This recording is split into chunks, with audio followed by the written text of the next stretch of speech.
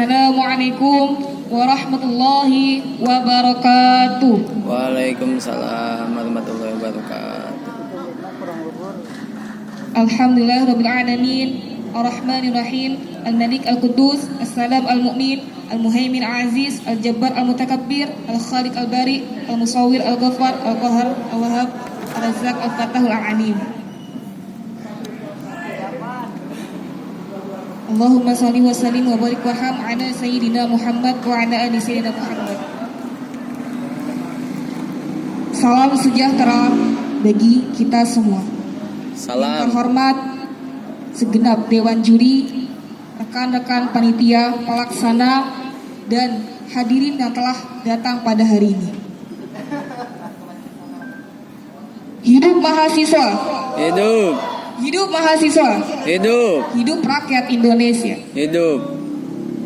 Sebelumnya perkenalkan, saya Siti Soleha, mahasiswi dari SPAI Al-Azhari kelas 1C Prodi Pendidikan Agama Islam angkatan 2022. Dalam rangka memeriahkan kegiatan Pora Al-Azhari 2023, saya akan menyampaikan orasi dengan tema "Sampaikanlah walaupun itu menyakitkan", dengan subtema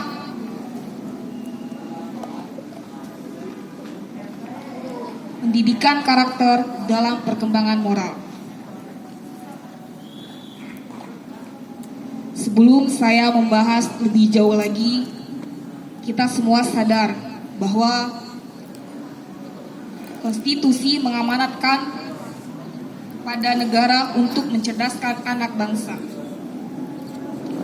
sampai menyebutkan 20% APBN untuk pendidikan.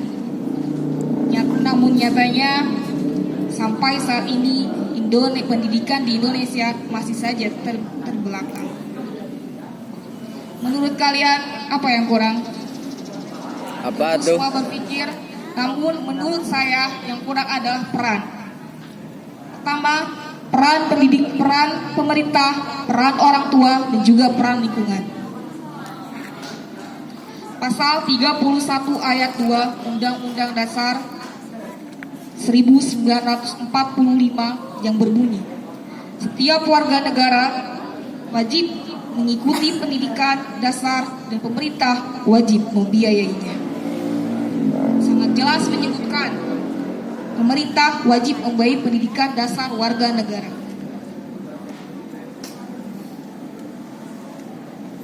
Lantas, sudah sejauh mana pemerintah berkontribusi dalam pendidikan?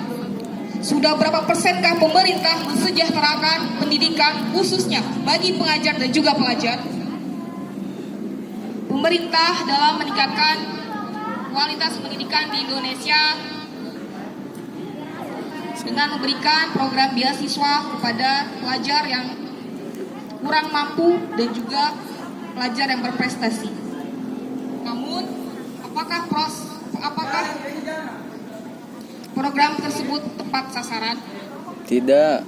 Nyatanya di negara Indonesia, di desa terpencil sehingga saat ini masih saja pelajar yang kurang mampu tidak mendapatkan bantuan biaya.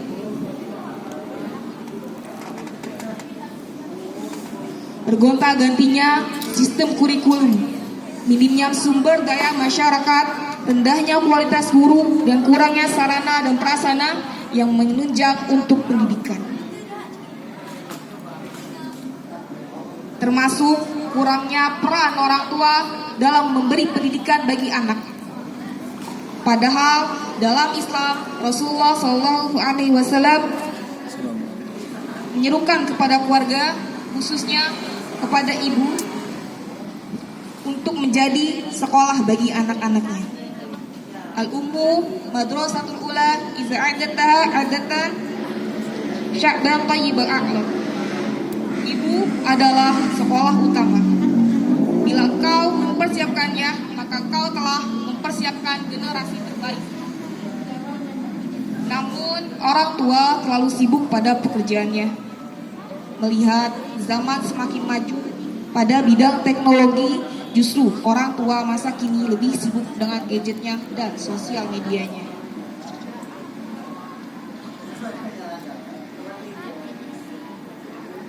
kurangnya peran orang tua dalam memberikan pendidikan, kurangnya peran orang tua memberikan warisan terbesar dan terbaik pada anak-anaknya, yaitu mewariskan teologi pendidikan Islam. Pertama, mengenalkan Allah Subhanahu wa taala sedini mungkin. Kedua, mengenalkan Rasulullah SAW. Ketiga, mengenalkan jihad. Yang pertama, apabila orang tua tidak mengenalkan Allah Subhanahu wa taala sedini mungkin, maka akan terbuka pintu-pintu kemiskinan Qur'ani, yaitu mereka akan jauh dari memahami betapa luasnya rahmat Allah Subhanahu wa taala, sehingga mereka jauh dari nilai-nilai ilahiyah. Dua, bila mana tidak dikenalkan dengan Rasulullah SAW, maka akan terbuka pintu-pintu kemiskinan sunni, di mana anak kita tidak akan tersentuh oleh akhlak mulia Rasulullah SAW. Mereka akan menjadi kaum vandalis dan anarkis yang merusak tatanan kehidupan sosial di dalam masyarakat. Mereka akan mengalami degradasi moral.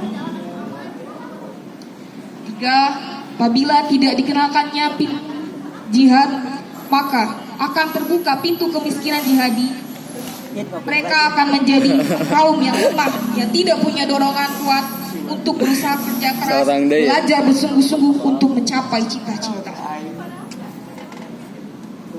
Mereka tidak mampu melakukan dunia, yang pada akhirnya mereka menjadi kaum miskin yang akan menjadi korban dunia.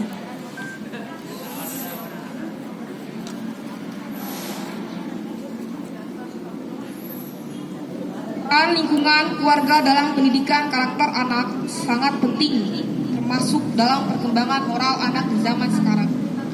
Karena di masa sekarang perkembangan moral anak terhadap orang tua maupun orang lain sangat drastis.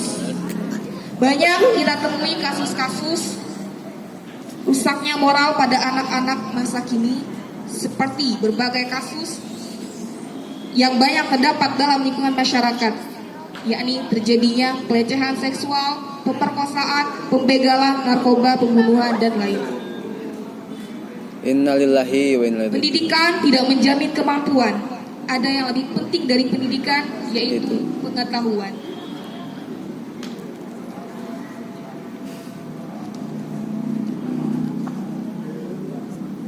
Kembali pada misi besar bangsa Indonesia, mencerdaskan kehidupan bangsa. Sudah cerdaskah pilihan pemerintah untuk anak-anak negeri? Cerdaskan Indonesia, maka rakyatnya akan sejahtera. Semoga kita senantiasa bisa menjadi pribadi yang tetap mengedepankan logika dan memberi prioritas terkait proses pendidikan. Demikian yang dapat saya sampaikan, kurang lebihnya mohon dimaafkan. Salam sejahtera, hidup mahasiswa, hidup mahasiswa, hidup Indonesia. Hidup. Taufik wal hidayah. Wassalamualaikum warahmatullahi wabarakatuh. Waalaikumsalam warahmatullahi wabarakatuh.